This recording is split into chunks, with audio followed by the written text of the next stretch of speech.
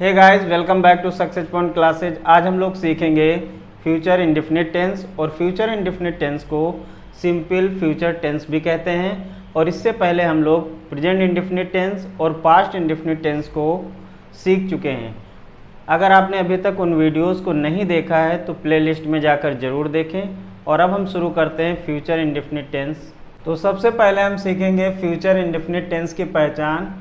तो अगर हिंदी सेंटेंस के जो वर्ब होती है उसके लास्ट में गा गी गे आदि वर्ड आते हैं तो हम तुरंत समझ जाते हैं कि हम फ्यूचर के इंडेफिनिट टेंस में हैं।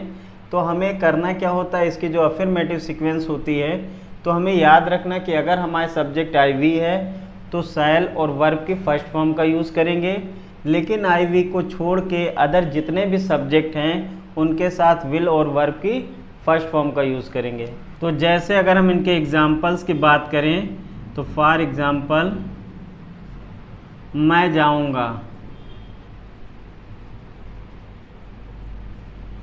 तो मैं के इंग्लिश आई और आई के अकॉर्डिंग सेल जाने की गो, तो मैं जाऊंगा आई सेल गो। और अगर इसी तरीके से हो जाए तुम जाओगे तो तुम के इंग्लिश यू के हिसाब से विल और जाने की गो, तो तुम जाओगे यू विल गो। लेकिन हमें याद रखना है यस सेंटेंस में मजबूरी या अनिवार्यता दी हो तो आई वी के साथ विल का यूज़ करेंगे और अदर जो सब्जेक्ट होंगे उनके साथ हम शैल का यूज़ करेंगे। जैसे इनके भी एग्जाम्पल्स की बात करते हैं। मुझे अब जाना पड़ेगा, मुझे अब जाना पड़ेगा। ठीक है, तो मुझे की इंग्लिश आई, अब ये मजबूरी है तो आई के साथ सेल ना लगा के क्या लगाना पड़ेगा, विल और जाने की गो और अब की नाउ।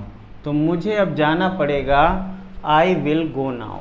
इसी तरीके से राम को इस काम को करना पड़ेगा,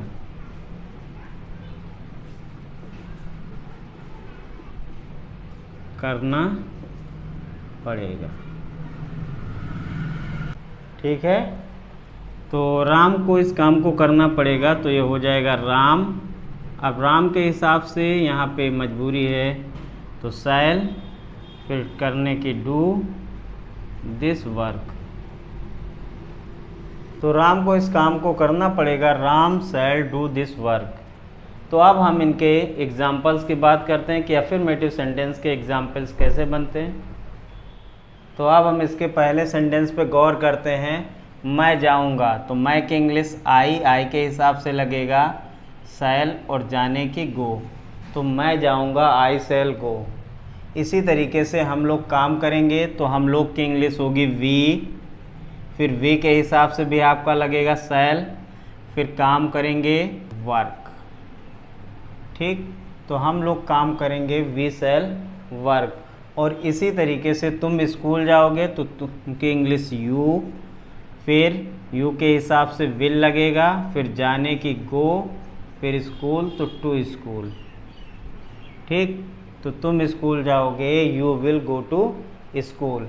इसी तरीके से वो कल आएगा तो वह की इंग्लिश ही होगी और ही के हिसाब से भी विल का यूज़ होगा, फिर आने की कम और कल की इंग्लिश टुमारो।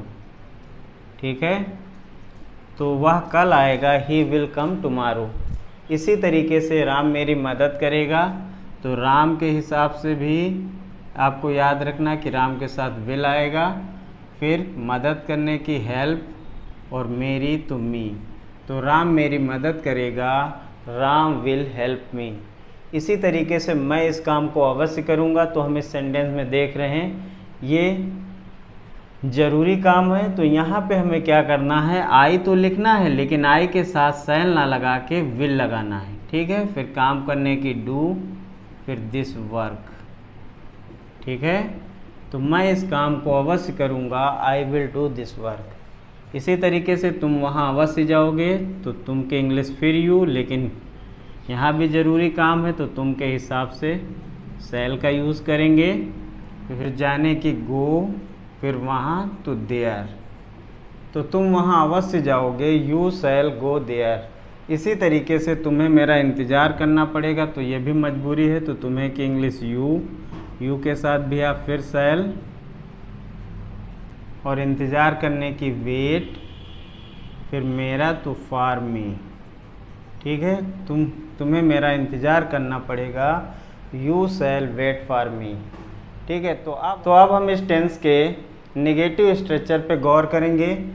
तो नेगेटिव स्ट्रक्चर में हमें कुछ नहीं करना, सबसे पहले सब्जेक्ट, फिर सब्जेक्ट के अकॉर्डिंग विल या शैल का यूज़ करेंगे, फिर नॉट का यूज़ करेंगे और वर्ब की फर्स्ट फॉर्म का यूज़ करेंगे। तो किस तरीके से, मैं इस काम को नहीं करूँगा, मैं इस काम को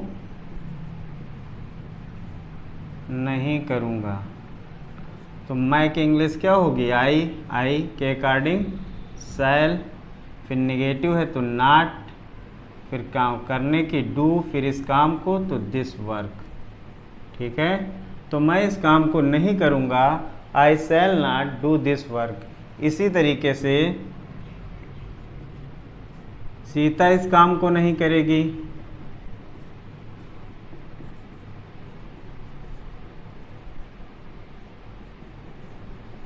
तो सीता लिखेंगे, फिर सीता के अकॉर्डिंग विल, फिर नॉट, फिर डू दिस वर्क। ठीक है, तो सीता इस काम को नहीं करेगी, Sita will not do this work. तो अब हम इसके नेगेटिव सेंटेंस की एक्सरसाइज सीखेंगे। तो अब हम नेगेटिव सेंटेंस का पहला सेंटेंस गौर करते हैं। हम लोग वहाँ नहीं जाएंगे, तो हम लोग की इंग्लिश होगी वी के हिसाब से लगेगा शैल, फिर नॉट, जाने की गो, और वहाँ की देयर। तो हम लोग वहाँ नहीं जाएंगे, we shall not go there. इसी तरीके से अगले सेंटेंस पे गौर करेंगे, वो नहीं आएगी, तो वो की इंग्लिश सी के अकॉर्डिंग विल, फिर नॉट और आने की कम, तो वो नहीं आएगी, सी विल नॉट कम। इसी तरीके से राम स्कूल नहीं जाएगा, तो राम के अकॉर्डिंग भी हम जानते विल का यूज़ होगा, तो राम विल, निगेटिव है तो नॉट, जाने की गो, स्कूल तो टू स्कूल। ठीक है, तो राम स्कूल नहीं जाएगा, Ram will not go to school. इसी तरीके से मैं तुम्हें नहीं पीटूँगा, आई के अकॉर्डिंग शैल, फिर नॉट, फिर बीट, फिर यू। तो मैं तुम्हें नहीं पीटूँगा, आई शैल नॉट बीट यू। ठीक है, तो इसी तरीके से अगले सेंटेंस पे गौर करें, सीता नहीं नाचेगी, तो सीता के अकॉर्डिंग विल, फिर नाच, और नाट के बाद डांस। ठीक है, तो सीता नहीं नाचेगी, सीता विल नॉट डांस। और वे लोग मेरी मदद नहीं करेंगे, तो वे लोग की इंग्लिश हम लिखेंगे दे, फिर दे के हिसाब से विल, फिर नॉट, फिर मदद करने की हेल्प, और फिर मी। वे लोग मेरी मदद नहीं करेंगे, they will not help me. ठीक है, और मैं तुम्हारा इंतज़ार नहीं करूँगा, तो फिर हम जानते आई के अकॉर्डिंग शैल, फिर नॉट, फिर इंतज़ार करने की वेट, और तुम्हारा तो फॉर यू। तो मैं तुम्हारा इंतज़ार नहीं करूँगा, I shall not wait for you. तो अब हम इसके इंट्रोगेटिव स्ट्रक्चर पे गौर करेंगे।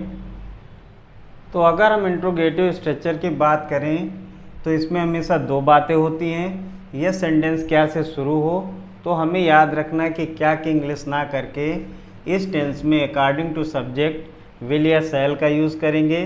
फिर सब्जेक्ट, अगर हमारा सेंटेंस निगेटिव है तो नॉट का यूज़ करेंगे, और फिर वर्ब की फर्स्ट फॉर्म, और लास्ट में जाके आपको क्वेश्चन मार्क लगाना है। ठीक है, इसी तरीके से अगर सेंटेंस के बीच में कोई क्वेश्चन वर्ड दिया है, तो हमें याद रखना है उसकी इंग्लिश सबसे पहले करेंगे, फिर अकॉर्डिंग टू सब्जेक्ट विल या शैल, फिर सब्जेक्ट नेगेटिव होगा तो नॉट, वर्ब की फर्स्ट फॉर्म, और लास्ट में फिर क्वेश्चन मार्क। तो अगर हम इनके एग्जाम्पल्स की बात करें, क्या तुम स्कूल जाओगे, क्या तुम स्कूल जाओगे, तो हम जानते हैं इसमें क्या पहले दिया, तो क्या के इंग्लिश नहीं करेंगे, और तुम के हिसाब से क्या रख देंगे, विल, फिर यू जाने की, गो टू स्कूल। ठीक, तो क्या तुम स्कूल जाओगे? Will you go to school. इसी तरीके से अगर दूसरे सेंटेंस पे गौर करें, तुम स्कूल क्यों नहीं जाओगे? तुम स्कूल क्यों नहीं जाओगे? तो हम देख रहे हैं ये जो क्यों है ये क्वेश्चन वर्ड है और ये सेंटेंस के बीच में है, तो इसकी इंग्लिश सबसे पहले हो जाएगी वाई, फिर तुम के हिसाब से लगेगा विल, फिर यू, फिर नेगेटिव है तो नॉट, जाने की गो टू स्कूल। ठीक है, तो तुम स्कूल क्यों नहीं जाओगे? Why will you not go to school. तो इसके हम और भी सेंटेंस पे गौर करते हैं। तो अब हम इंट्रोगेटिव सेंटेंस का पहला सेंटेंस गौर करते हैं, क्या तुम घर जाओगे? तो हम देख रहे हैं इसमें क्या दिया है, तो क्या की इंग्लिश नहीं करेंगे और तुम के हिसाब से क्या लिखेंगे? विल, फिर यू, फिर जाने की गो, फिर होम। ठीक है, तो क्या तुम घर जाओगे? Will you go to home. इसी तरीके से क्या राम तुम्हें पढ़ाएगा? तो यहाँ भी हम देख रहे हैं क्या पहले दिया, तो राम के अकॉर्डिंग यहाँ भी क्या लगेगा? विल, फिर राम पढ़ाने की, टीच, फिर तुम्हें तो यू। तो क्या राम तुम्हें पढ़ाएगा? Will Ram teach you. इसी तरीके से क्या वे लोग कोशिश नहीं करेंगे? तो वे लोग के हिसाब से भी यहाँ पे विल आएगा, क्योंकि ये भी सेंटेंस क्या से शुरू है, तो विल, फिर दे, फिर नॉट, फिर ट्राई। तो क्या वे लोग कोशिश नहीं करेंगे? Will they not try. और इसी तरीके से अगर हम अगले सेंटेंस पे गौर करें, आप लोग दिल्ली कब जाएंगे? तो यहाँ देख रहे हैं कि ये जो कब है ये क्वेश्चन वर्ड है और सेंटेंस के बीच में है, तो इसकी इंग्लिश सबसे पहले होगी और हो जाएगा व्हेन। फिर आप लोग के हिसाब से भी लगेगा विल, फिर यू, फिर जाने की गो, फिर टू दिल्ली। ठीक है, तो आप लोग दिल्ली कब जाओगे? When will you go to Delhi. और इसी तरीके से तुम इस काम को कैसे करोगे? तो ये भी हम देख रहे हैं कैसे जो वर्ड है ये भी क्वेश्चन वर्ड है और ये भी सेंटेंस के बीच में है, तो इसकी इंग्लिश भी सबसे पहले हो जाएगी और होगा हाउ विल यू, फिर डू, फिर इस काम को तो दिस वर्क। तो तुम इस काम को कैसे करोगे? How will you do this work. तो I hope this video is helpful for you. Please like, share and subscribe my channel. Thank you.